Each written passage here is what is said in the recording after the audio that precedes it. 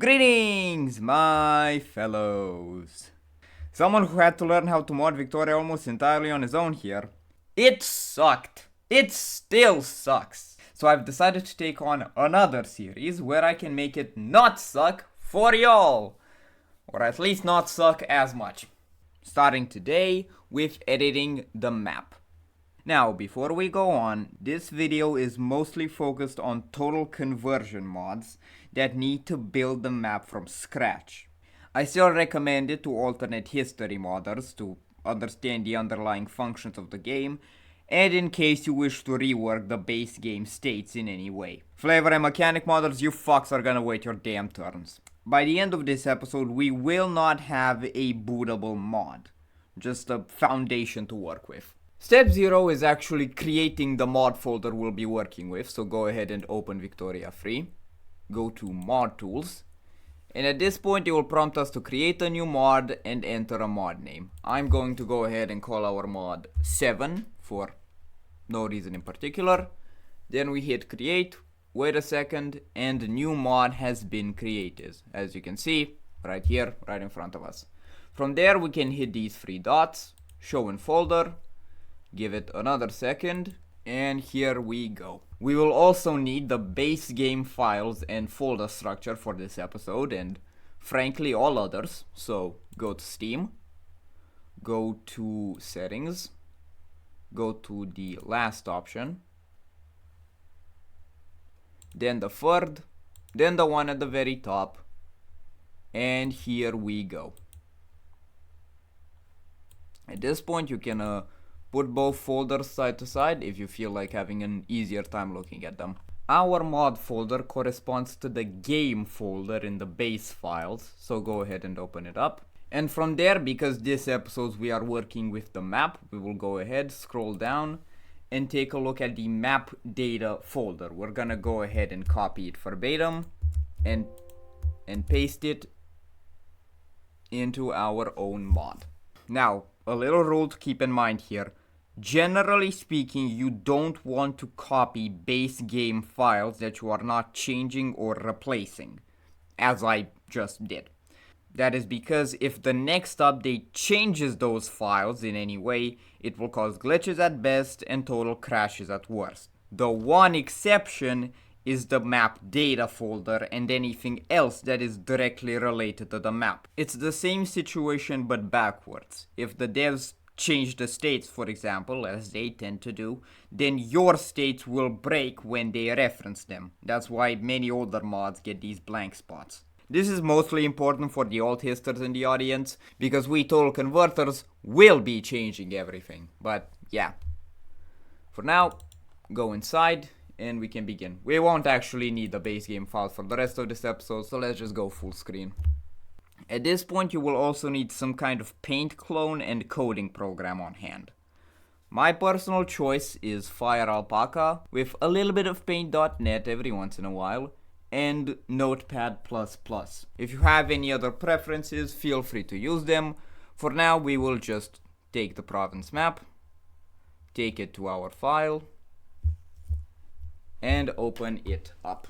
The very absolute base of Victoria Free is the province map. A province is a patch of a specific color and a true minimum unit of the game. Each color has a hex code that the game uses to identify the province to then be part of a state.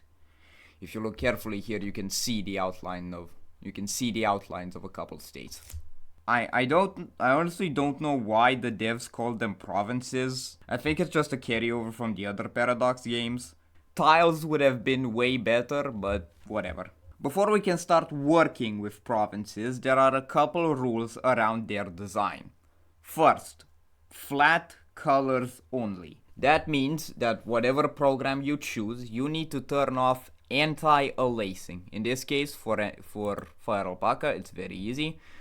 Anti-aliasing is the option that creates these feathery little pixels at the edge of every brush you're working with. So we're gonna go ahead, actually we're gonna leave that there, and then we're gonna disable, press it, and as you can see, now we have a flat pixel instead of these feathery ones. Go back, make sure it's disabled, and now you can work. Second, you have to keep the same pixel count and the same ratio as the base game map. You start with a copy as we have here, then you wipe it. Here I have to add another and then delete it. And then we can start working.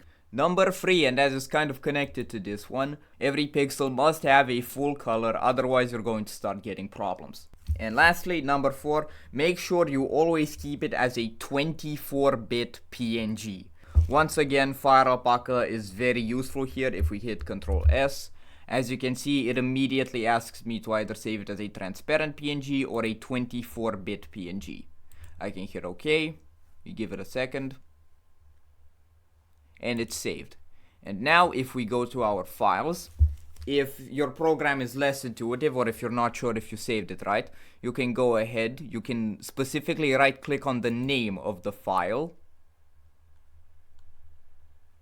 then go to properties, the very last option, go to details, and here you can see 24-bit, and here you can also see the dimensions of it to make sure they're right. Provinces divide into 2 categories: sea provinces and land provinces. Sea provinces are far simpler, so we'll start with the land. You may notice that the base game has, give or take, a fuck ton of land provinces. We will not be making a fuck ton of land provinces. The number of land provinces only matters in 2 situations. First is during wars. The game will try its absolute hardest to give you the same quarter or so occupation per battle, no matter how many provinces are actually in that state. The only exception is when a state is literally 1 province, in which case the game will have 1 battle give 50% occupation no matter what. That means that we need a minimum of 4 provinces per state. Anything more is effectively redundant. Unless we're colonizing decentralized nations, where expansion happens province by province. Here I have nothing to say. It's up to you whether you want to rework colonization to something more interesting in your own projects, or make a bunch of them to continue using the base game, frankly lackluster system. Sea provinces, as part of sea states, are almost purely cosmetic. Each sea state has exactly 1 sea province, and are necessary for each sea node to not crash the game. Sea nodes are those little circles on the map that the game uses for blockades, sea combat, and a bunch of trade stuff. That's pretty much it. We'll get into how the game differentiates these 2 in a minute. Now, to put everything I have explained into practice, let's say that my signature here was the map I designed for my own mod. And now I want to make this segment into a state. I could go on about the intricacies of state design for, I shit you not, like 2 hours. But this is a video about the bare minimum. Stay tuned for when that project comes out. For now, we will just break it down into 4 sections.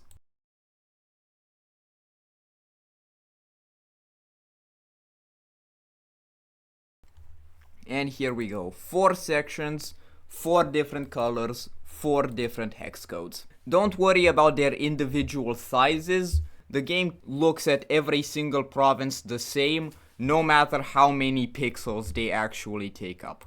We will also split off this section for a C state, for a C node that we will put together later. Now, as I said, hit Ctrl S, save, 24-bit PNG. Now, at this point, you might rightfully suspect that the devs and other big modders use some kind of generator program. To that, I'll say yes. It consumes like 5 billion gigs of RAM and has a UI exactly as bad as you'd expect it to be. The Random Paradox program is a fan approximation of whatever the devs used. It's the most popular in the community, and so I'll post a link to it in the description. If you can make it work, all the power to you. Unfortunately, my laptop is too garbage to make it work. If you can't, then repeat the manual process as many times as you have to, and that's step 1. That was by far the most complicated chapter. From here on out we will get to far simpler stuff, beginning with the height map. The height map is a far larger PNG that the game uses to determine how high or low land should be on the 3D map that pops up when you zoom in. Lighter is higher, darker is lower. You can either edit this in your paint program of choice, or in the map editor that comes pre-packaged with the game and that we will get to next episode, unfortunately. For now, there aren't as many rules with this one. As I said, it's far simpler. You can freely use anti-aliasing on this one to make your terrain far smoother. Well, smoother than this. The only real rule other than that is that you have to keep everything monochrome. I'd recommend for your own convenience. Oh boy, I'm lagging. I would recommend for your own convenience to only pick colors off the base game map and work with them as you have to, and also to not try to use the same amount of detail as the base game. This is legitimately a little ridiculous. But I guess at that point that's just art. Do it as you wish. In our case, I'll just add a new layer. Pick the ocean color, which is in fact just pure black. Take it. Now, here's where we'll have to deal with a shortcoming of Fire Alpaca and the reason why I keep Paint.net on hand. Fire Alpaca does not allow you to easily resize images, so I'll have to open up Paint.net real quick. I'll actually have to open up the whole file in Paint.net. Zoom out a bit, add a new layer, Control V. And then press Shift to make sure it maintains the same ratio. If we were to not use Shift, then it would, if we were to not press Shift, then we could make it wider or smaller as we wish. But if we press Shift, it instantly snaps back to the right size. We can then go ahead and zoom in closer to make sure it matches the right size. Then copy it, move back to Fire Alpaca. Then pick, for this tutorial I won't bother making too complicated a height map. I haven't bothered to make a complicated height map for my actual mods. So I'll just go ahead, pick a random land color, make another layer, fill them all in. We've accidentally ended up with these canals in between. Let me just clean that up. Make sure your height map and province map match each other in shape, just so that when the player zooms in, the political borders match up the actual territories. For now, all the same, we will hit Ctrl S and save it as a 24-bit PNG. The river map is kinda weird. It's another PNG, it's the same size as the province map, but it has caused me quite frequent crashes in the past. I think it's mostly because I didn't properly segment these lines and these rivers. This one can also be made in the map editor, and frankly it's easier there, so we're going to leave it for that episode. But yes, it is technically speaking editable from just as the PNG. Indirection height map and packed height map, honestly I have no idea what they do. I have left these files exactly as they are from the base game in all of my mods, and they haven't caused me any problems yet, and it's not like I don't have enough work to do, so I just leave them. I think you can just leave them as well. All the other weird files in here are again just fodder for the map editor that we will deal with last episode. So for now we will be moving away from PNGs and straight to province terrains. This is where each province is assigned a terrain. These matter pretty much just for battles again. You know how you have mountain, open terrain commanders? Yeah, well, this is where the game decides where those boosts apply. This is why I am so insistent on having the fewest number of provinces in every state. That is because while there is a program to make the map, there's none, as far as I'm aware, for this text file. So everything here is all manual. First we will clear the file out. Then we will follow the format, which is X, the hex code, equals, quotes, and then the terrain. In our case, I'll go ahead back to our province map. Select this hex code, copy, go back to the file, paste it, and we have no reason to change it from a desert, so we will leave it as such. We would also need to hit the rest of these provinces, obviously, but for the sake of brevity, I'll do just this one and then deal with the rest off camera. So for now, Ctrl S as per usual, and go back to the main screen. Again, in the description, I have linked a Reddit post with all the names of the different terrains. This is actually where the game differentiates sea and ocean tiles. Sea provinces get the ocean terrain, and any enclosed body of water like the Caspian gets the lake terrain, which just tells the game to effectively ignore it. You don't actually have to make a state for those.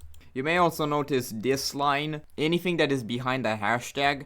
In pretty much any file in the game, this hashtag tells the program to completely ignore what comes afterwards. So you can use this for different notes and such, whatever you wish. Other than that, they don't serve any purpose. And lastly, Lapis the shit, state regions. Now, the devs organize states by regions, in state regions. You don't have to do it like this. The game reads every one of these files as if they were one big file no matter what. So you can have one big file or a million small guys, whatever you prefer. We just have to follow the format. So we're gonna go ahead, we are going to copy Western Europe. Then we are going to delete every other files except the sea. This is how I usually like to do it. Keep one state and keep one for all the land and then one for all the seas. This is also a map editor thing. Don't worry about it. We open it up. We have the state name. They must always be all caps. They must always have state in front of them. This is the name that you will actually be using in all the files that reference them. Then you have the ID. This one's a bit tricky. Obviously you have to use a unique ID. You can't use one that's already used by the game.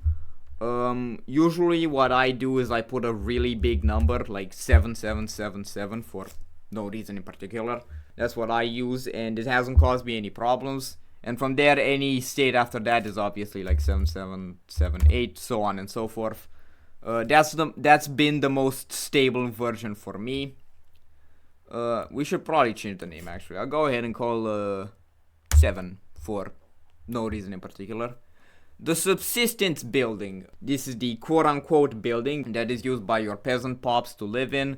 It mostly depends on the environment. You can also make custom ones. We will get into that next episode. Have here provinces. This actually tells the game where the state is, what it looks like. You have here a little bit of a different structure than usual. You have quotes, then X, then the hex code, then a space, so on and so forth. In our case, that hex code is this, and then of course any other million provinces that we would have after that. In our case, as I said, 4. I will do that in the background next episode. Over here below it, we have city, port, farm, mine, and wood. As far as I'm aware, these only matter for split states.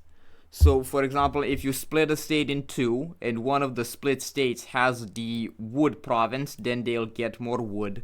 If they have the mine province, then they'll get more of the capped mining resources. If farms, they'll have more arable. Port, they'll have the naval building. City, they'll have the normal building, so on and so forth. You can pretty much just put one province on all of these. It doesn't really matter. Of course, if your state is landlocked, then you won't have a port. If it doesn't have any arable land, it won't have a land. If it doesn't have mines or woods, so on and so forth. I believe only city is categorically required.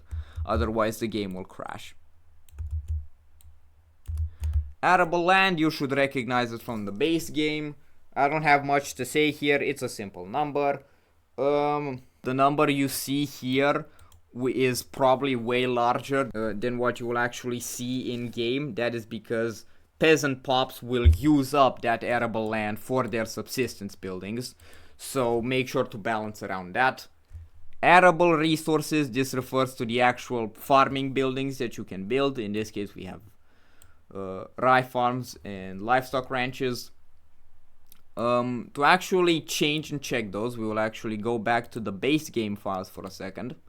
We will go to game, then we will go to common, then we will go to buildings, and here we have a list. This is where all the buildings, also where the subsistence buildings are defined. You will copy this name, you will copy the name of these buildings as you have to. Let's say we want to add a rice farm, so we will then copy this. We will go back to our file. We will go to the end. We'll go over here, Control V. We will put it in quotes. And that's about it. Same situation with the capped resources. For some reasons, these ones don't have to be in quotation marks. Who knows? It's the same folder of the base game. It's the same situation. You put the name, then an equal, then how many levels the player can build. Now, the naval exit ID. This ties back into the sea states. This is the ID of the sea state that the land state connects to for trade. Or I should say, this is the ID of the sea states that connects to a sea node that then connects to the land state that then decides how it trades. Kind of complicated, kind of all over the place. It's programming, what can you do?